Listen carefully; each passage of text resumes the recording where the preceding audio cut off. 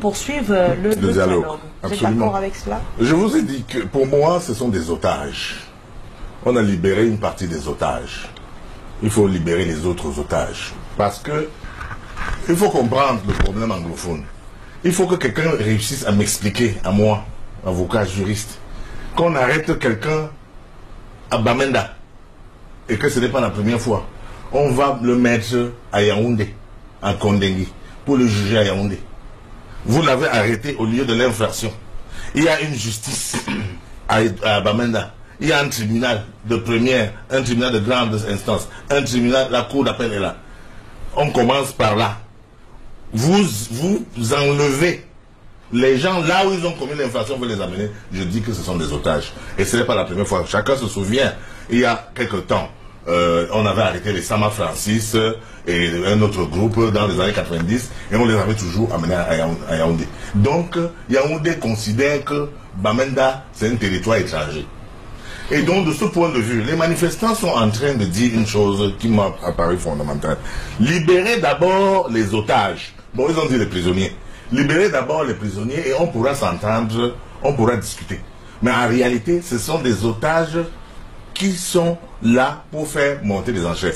Et moi, je pense qu'il y a une chose qui est claire. Comme ce témoin vient de dire qu'il y a un amalgame, c'est-à-dire qu'on a arrêté ceux qui ont fait quelque chose, ceux qui manifestaient, il y avait des manifestants, il y avait des gens qui avaient les fonds, tout ça, mais il y avait aussi des innocents. Mais dans en général, c'est comme ça, même en février 2008 ici, nous avons vu au tribunal, il y avait ceux qui avaient fait quelque chose, ceux qui étaient des innocents, etc. Donc, en général, les policiers, les militaires, les forces de secours, on prend tout le monde après. Donc, franchement, je pense que si le gouvernement veut le dialogue, il faut d'abord chercher à apaiser. Et le langage du président n'a pas été apaisant. Mais l'honorable Analyse vient de vous dire une chose qui me paraît également très sensée.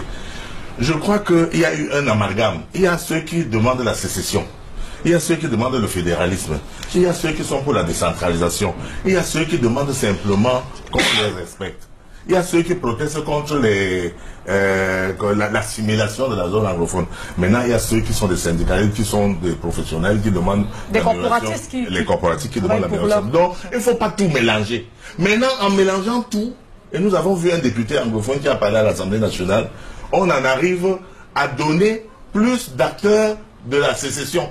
Les gens disent maintenant, y compris les députés, que bon, ok, on a compris. Vous enlevez nos enfants pour aller les parquer à Yaoundé. Séparons-nous. Alors, et le dialogue, j'en termine. Oui. Le dernier dialogue qu'ils ont dit, le message des sécessionnistes prononcé par Beau Hébert, c'était quoi? Vous, qui avez le gouvernement colonial de Yaoundé, voulez rester à la France, continuez sans nous. Ou alors, vous abandonnez le gouvernement colonial de la France et nous, on reste entre nous. Merci, voilà.